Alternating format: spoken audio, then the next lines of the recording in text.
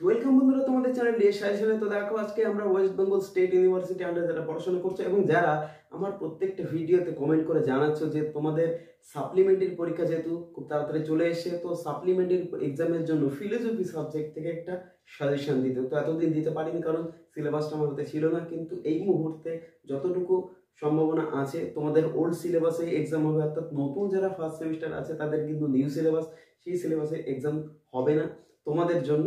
তোমাদের সাপ্লিমেন্টারির জন্য একটা ওল্ড সিলেবাসটাতে এক্সাম হবে, তো তারই একটা সাজেশন নিয়ে কিন্তু আমি সরাসরি হাজির হয়েছি তোমাদের কাছে। তো আশা করি ভিডিওটা ভালো লাগবে এবং সাজেশনে যেগুলো দেবো কিন্তু সেগুলো 100% কমন আসার সম্ভাবনা অনেকটাই, অর্থাৎ অনেক প্রবল আছে। যে কোশ্চেনগুলো দিয়েছি শর্ট কোশ্চেন এবং ব্রড কোশ্চেন একবারেই দিয়ে দিয়েছি, কোনো রকম আলাদাভাবে দিইনি। তো আশা করি এই কোশ্চেনগুলোর অ্যান্সার তোমরা খুব ভালো করে রেডি করে তারপর এক্সাম দিতে যাবে। আর এক্সামের জন্য সবার কাছে সবাইকে শুভকামনা। আশা করি এবার আর কোনো রকম সাপ্লি আসবে না। আর একটা কথা, তোমরা যারা second semester, fifth semester, fourth semester এবং সিক্স সেমিস্টারে পড়তে চাও তাদের জন্য স্পেশাল ব্যাচ খোলা হয়েছে। তো নিচে দেওয়া নাম্বারে কিন্তু অবশ্যই কন্ট্যাক্ট করে। আর হ্যাঁ, যারা অবশ্যই ব্যাচে যুক্ত হতে চাও তারা কিন্তু কন্ট্যাক্ট করে অবশ্যই ব্যাচে যুক্ত হতে পারো। বাকি কথা তোমাদের যদি কোনো রকম জানা থাকে অবশ্যই কন্ট্যাক্ট নাম্বারে ফোন করে বিশদে জেনে নেবে। কবে থেকে ব্যাচ শুরু হচ্ছে, কিভাবে শুরু হচ্ছে সেটা তোমাকে বলে দেওয়া হবে। আর অবশ্যই চ্যানেলে নতুন হয়ে থাকলে কিন্তু চ্যানেলটিকে সাবস্ক্রাইব করে রেখে পাশের বেল আইকনটি প্রেস করে দিয়ে ভিডিওটা তোমাদের বন্ধুদেরকে শেয়ার করে দাও। তো সবাইকে ধন্যবাদ, সবাইকে বেস্ট অফ লাক। সবাই সুস্থ থাকো, ভালো থাকো, আর সাজেশনটা অবশ্যই দেখে নাও। আশা করি কোনো রকম সাপ্লি আর আসবে না। আর আমি যতদূর পেরেছি সাজেশনটা করে দিয়েছি। তো তোমরা কিন্তু উত্তরগুলো ভালো করে রেডি করে ভালো করে এক্সাম দেবে। আশা করি পরের বার থেকে আর কোনো রকম সাপ্লি আসবে না। আর অবশ্যই নিচে দেওয়া নাম্বারে কিন্তু কন্ট্যাক্ট করতে পারো যদি তুমি আগ্রহী হও ব্যাচে যুক্ত হতে। কি কি বললাম? সেকেন্ড সেমিস্টার, ফোর্থ সেমিস্টার এবং সিক্স সেমিস্টারে। আর অবশ্যই তোমাদের যারা ভাই বোন আছে তাদের জন্য কিন্তু হিস্ট্রি, ফিলোসফি এবং পল সায়েন্স 11-12 এই ব্যাচের সঙ্গে যুক্ত হতে পারে নিজের একই নাম্বারে। তো সবাইকে ধন্যবাদ। সাজেশনটা একবার দেখে নাও। তো দেখো বন্ধুরা, এখানে তোমাদের জন্য শর্ট কোশ্চেন মাত্র 30টা প্রশ্ন রেখেছি। সেখানে প্রথম প্রশ্নটা বলছে ব্যাকরণ সম্মত, এখানে মধ্যনটা বোঝা যাচ্ছে না, ব্যাকরণ সম্মত বাক্য ও যুক্তিবিজ্ঞান সম্মত বচনের মধ্যে পার্থক্য দেখাও। এক কথায় বাক্য ও বচনের মধ্যে পার্থক্য করো। এগুলো কিন্তু সবই শর্ট কোশ্চেন, অর্থাৎ 2 নম্বরের প্রশ্ন। 2 নম্বর প্রশ্ন দেখো, এখানে বলছে পদের ব্যাপ্যতা বলতে কি বোঝো, উদাহরণ দাও। পরের প্রশ্ন বলছে ন্যায়ের প্রথম সংস্থানের বৈধ মূর্তিগুলির নাম লেখো। 4 নম্বর প্রশ্ন বলছে ও বচনের বিরুদ্ধ বচনের বিবর্তনের আবর্তন কি হবে। 5 নম্বর বলছে একটি সংযৌগিক বচনের উদাহরণ ও আকার দাও। অত্যন্ত গুরুত্বপূর্ণ প্রশ্নগুলো এগুলো। আশা করি এখান থেকে তোমরা ম্যাক্সিমাম কমন পেয়ে যাবে। একটি বৈকল্পিক বাক্য কখন সত্য হয়। পরের প্রশ্ন বলছে দেখো ও বচনের আবর্তন কি সম্ভব। 8 নম্বর প্রশ্ন বলছে পি সত্য এবং কিউ মিথ্যা হলে curl P triple bar curl Q এর সত্য মূল্য কি হবে।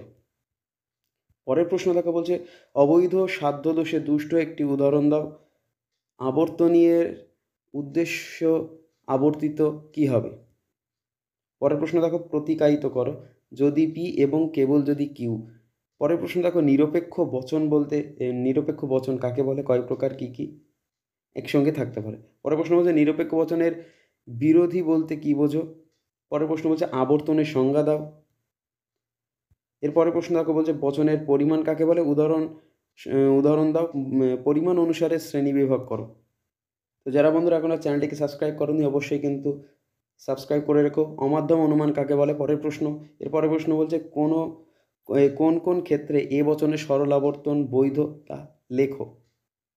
এরপরের প্রশ্ন বলছে দেখো বলছে ব্যতিরেকী পদ্ধতির সাংকেতিক উদাহরণ দাও। এখানে ব্যতিরেকী না থাকলে অন্যই থাকতে পারে, না হলে সর পরিবর্তন থাকতে পারে, না হলে অন্যই ব্যতিরেকী থাকতে পারে।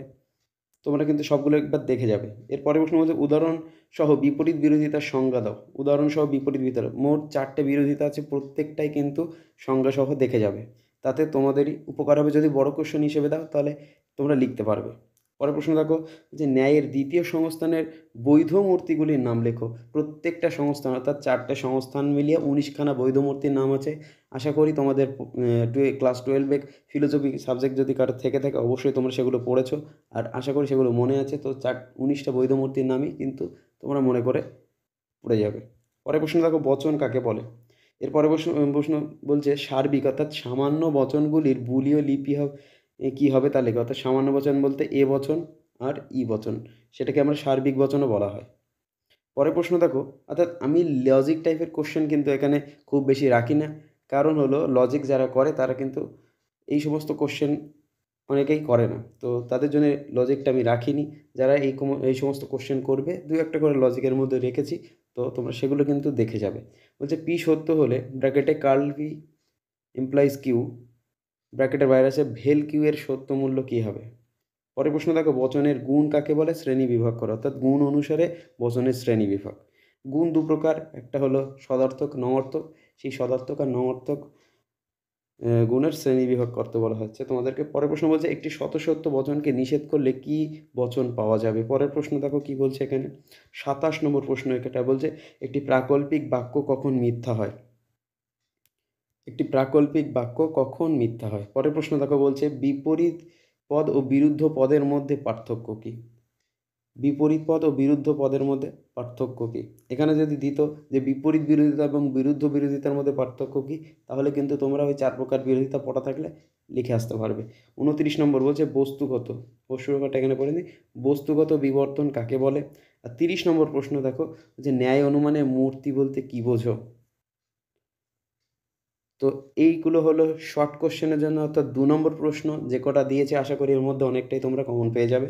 এরপর দেখবো আমাদের বড় কোশ্চেন, অর্থাৎ 5 নম্বর এবং 10 নম্বরের কোশ্চেনে কী কী রেখেছি, সেখানে আমি বলে দেবো কী কী রেখেছি। এখানে একটু বলে দিই 5 নম্বর এবং 10 নম্বরের প্রশ্ন বলছে এখানে কোনো রকম লজিক কিন্তু আমি এখানে রাখিনি, সবগুলোই কিন্তু রচনাধর্মী প্রশ্ন লিখেছি, অর্থাৎ যেগুলো বেশি লিখতে হয় সেই প্রশ্ন।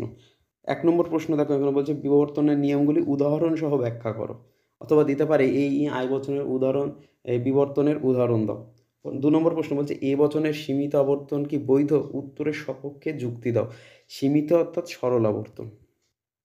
পরের প্রশ্ন তাকে বলছে বস্তুগত বিবর্তন ব্যাখ্যা করো, বস্তুগত বিবর্তন কি যথার্থ বিবর্তন, তোমার উত্তরের সপক্ষে যুক্তি দাও। এই যে কথাটা বললাম এটাও কিন্তু অ্যাড করে নেবে প্রশ্নের সাথে। পরের প্রশ্ন তাকে বলছে গুণ ও পরিমাণের সংযুক্ত ভিত্তিতে নিরপেক্ষ বচনের শ্রেণীবিভাগ দৃষ্টান্ত সহ ব্যাখ্যা করো। 5 নম্বর প্রশ্ন বলছে আবর্তনের নিয়মাবলী লেখো উদাহরণ সহ, এখানে দিয়ে দিতে পারে এ ই আই ও বচনের আবর্তনের উদাহরণ দাও, এটাও দিতে পারে। এর পরের প্রশ্ন তাকে বলছে বিভিন্ন প্রকার বচনের বিরোধিতা উদাহরণ সহ ব্যাখ্যা করো। একটু আগে যেটা বলেছিলাম ওখানে যে 4 প্রকার বিরোধিতা যদি তোমার জানা থাকে অবশ্যই কিন্তু তুমি লিখে আসতে পারবে। 7 নম্বর প্রশ্ন বলছে সংক্ষিপ্ত টিকা, বলছে সাধারণ বিরোধ চতুষ্কোণ ও অ্যারিস্টোটলীয় বিরোধ চতুষ্কোণের মধ্যে পার্থক্য কিংবা সিঙ্গেল দিতে পারে। এখানে 1 নম্বরে দেখতে পাচ্ছ সাধারণ বিরোধ চতুষ্কোণ সম্পর্কে লেখো, অথবা 2 নম্বর টিকাটাও দিতে পারে যে অ্যারিস্টোটলকৃত বিরোধ চতুষ্কোণের সম্পর্কে লেখো, কিংবা এই দুটোর সঙ্গে কিন্তু পার্থক্য দিয়ে দিতে পারে, যেটা আমি মুখে বলছি যে সাধারণ বিরোধ চতুষ্কোণ ও অ্যারিস্টোটলীয় বিরোধ চতুষ্কোণের মধ্যে পার্থক্য অত্যন্ত গুরুত্বপূর্ণ। পরের প্রশ্ন বলছে কপিকে অনুসরণ করে ন্যায় নিয়মগুলি উদাহরণ সহ ব্যাখ্যা করো। 9 নম্বর প্রশ্ন দেখো, এখানে বলছে বিভিন্ন নিরপেক্ষ বচনগুলি উদাহরণ সহ ব্যাখ্যা করো, অর্থাৎ এ ই আই এবং ও বচনের এই 4টাই হলো নিরপেক্ষ বচন, এগুলো উদাহরণ সহ ব্যাখ্যা করতে বলছে। পরের প্রশ্ন দেখো অবৈধ সাধ্যদোষ আর অস্তিত্বমূলক দোষ, এই টিকা দুটো কিন্তু পড়ে যাবে। এখানে অবৈধ সাধ্যদোষের জায়গায় আরও দিতে পারে অবৈধ পক্ষদোষ, চারিপদ ঘটিত দোষ, দুটি নঅর্থক হেতু বাক্যজনিত দোষ, এগুলো কিন্তু দিয়ে যেতে পারে, যেগুলো আমি মুখে বলছি কিন্তু এখানে লেখা সম্ভব হয়নি। তো তোমরা এগুলো কিন্তু দেখে যাবে আর কথাগুলো কিন্তু স্কিপ করবে না, তাহলে অনেকগুলো কথা বা অনেকগুলো প্রশ্ন কিন্তু তুমি মিস করে যাবে। পরের প্রশ্ন দেখো বলছে মিলের পদ্ধতি, কী কী পদ্ধতি দিয়েছে, অন্যয়ী, ব্যতিরেকী আর সংযুক্ত পদ্ধতি। টোটাল 5টা পদ্ধতি হয়, অন্যয়ী, ব্যতিরেকী, সহপরিবর্তন, অন্যয়ী, ব্যতিরেকী আর সংযুক্ত।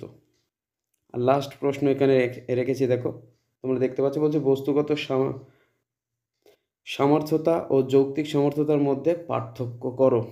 তো এগুলো পড়লে আশা করি সব রকম কোশ্চেন তোমরা পেয়ে যাবে। তো পরীক্ষার জন্য বেস্ট অফ লাক। আর অবশ্যই যদি কেউ ব্যাচে যুক্ত হতে চাও অবশ্যই নিচের দেওয়া কন্ট্যাক্ট নাম্বারে ফোন করে ডিটেলসে জেনে নিয়ে যুক্ত হতে পারো। তো সবাইকে ধন্যবাদ, পরীক্ষার জন্য বেস্ট অফ লাক।